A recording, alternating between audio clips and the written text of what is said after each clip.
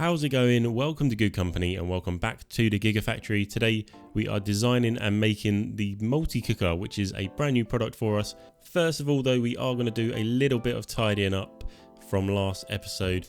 I actually was really happy with last episode because the conveyor belt system worked out really well actually. The only problem we had was we were running out of LED matrices, so I just set up a new courier route, very temporary, just to get the production up and running and back in the profit again. Also deleted some of the old assembly tables because we don't need like six or eight tables making each product. Eventually everything is going to be going over to the conveyor belt module design that we made last episode, but we're going to transition over to that very slowly because I don't want to break anything. Here we are just making some space for the multi-cooker production, getting rid of some of the conveyor belt tables. We had a lot of production of conveyor belts which we totally didn't need. But here we are onto the design and making of the multi-cooker. This is an interesting product because it uses all new modules that came out in the full release, and we're just going to keep it simple. We're going for 5 stars like all of our other products. We're using the medium metal case, we're using 2 heaters and 2 basic power supply pros. Interesting though, the heaters actually detract from the power supply rating, so you need to find a nice balance between the heaters and the power. So that's a nice little mechanic that's been added into the game and makes designing the products a little bit more tricky, which I find really fun, to be totally honest. One of my favorite things is trying to fit all the modules in, and when you get that 5 stars after a little bit of time tweaking things, it's very satisfying. Just going for a super basic layout for the actual assembly tables. This is going to be really temporary as well. I tried a few different layouts just with different shelves and that, but I think we just settled on a really simple layout in the end. But like I said, like with everything we're making now, it's pretty much temporary because we just need to get into a decent profit every week, otherwise we're going to be here forever.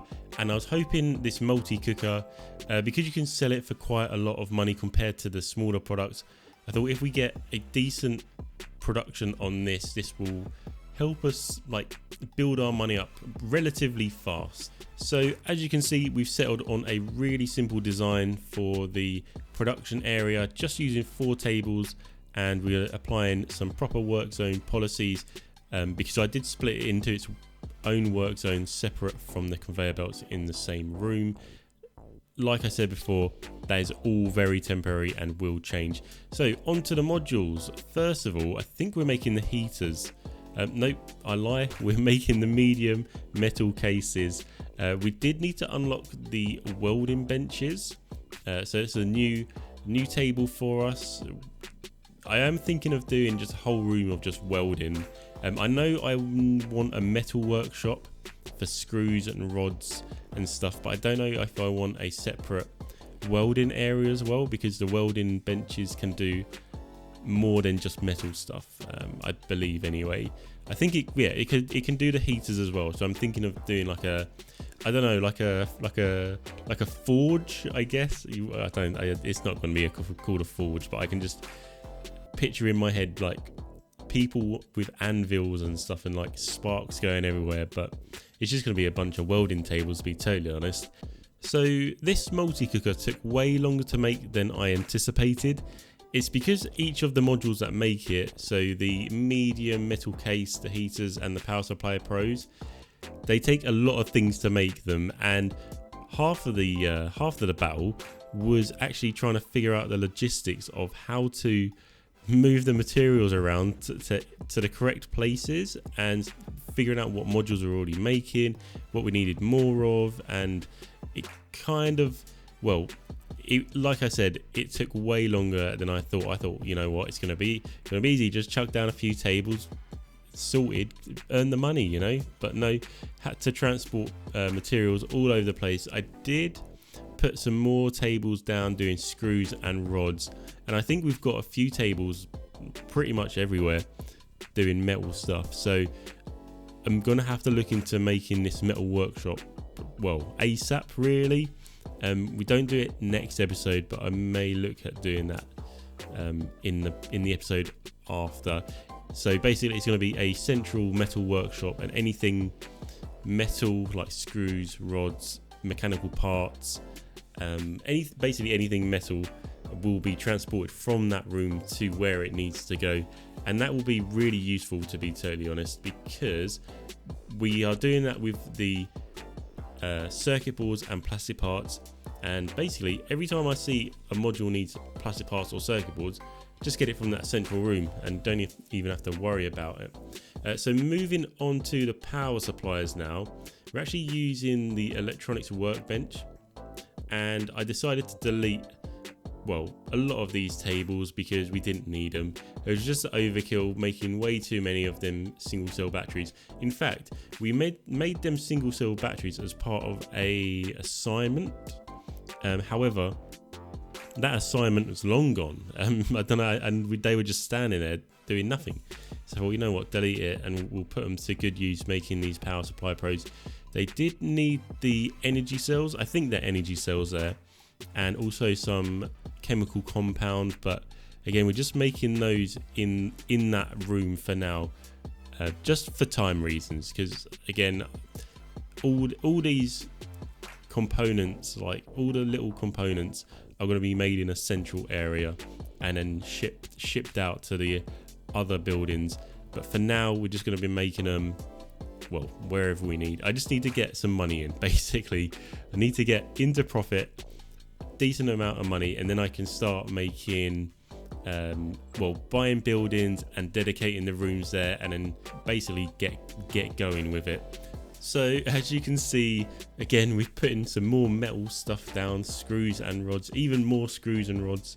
So yeah, this metal workshop that we're planning is going to be so helpful. Also needed some coils. We are making coils in another area as well, but we're not making enough for them to be shipped over. And again, literally like I just said, all components are going to be made in a central area. After watching this back, I am going to do this. So next episode, we do a little bit more conveyor belt stuff, a little bit of sneak peek here. We're doing more conveyor belt stuff and also start an audio visual department. Episode after that, I think I'm just gonna go for all components and metal workshop, just whole episode dedicated to that. It's gonna be so useful, and should speed up the series a lot, I think, because we're not going to be messing around doing little bits of like little tables, just doing one or two things. We're all going to be about mass production here. Last thing on here is the heaters. I can't remember what these take. Oh, literally just rods and metal. So that's all good. I did realise as well, I wasn't very efficient with the space here, so just flipped around some of the welding tables. I was very conscious about money, because when you get to the higher up tables, they do cost a lot of money. Saying that, the same amount of tables have been used. I've just used one less shelf, which is not even a big issue. So just did a little bit of a rearrange there, and then just started moving all of the stuff over with courier routes. So the slow cooker, I call it a slow cooker. It's a multi-cooker, but I like calling it the slow cooker. Talk about slow cookers. When you come home from a long day at work or a long day at school, and you're looking forward to dinner, and you come home, you walk through the door, and the slow cooker is on the side, and all you can think is, what have I done to deserve this? There is nothing more heartbreaking than seeing a slow cooker on the side after a long day at work or school. Anyway, as you can see, we made 8 multi-cookers that week, and it turned out we only had 3 of the 4 assembly tables working, because one of the workers got stuck in a pallet down here. Now, I don't know how that happened, but we managed to sort it out. I managed to find him, get him unstuck, and reassign to the table, and the production went way up. It was really good. So we're back in profit now, and it's really good just to get a new product onto the market. This has been a very temporary episode, so we're going to leave it there. Thank you so much for watching. Thank you to the workforce, and of course, stay safe, have fun. I'll see you on the next one.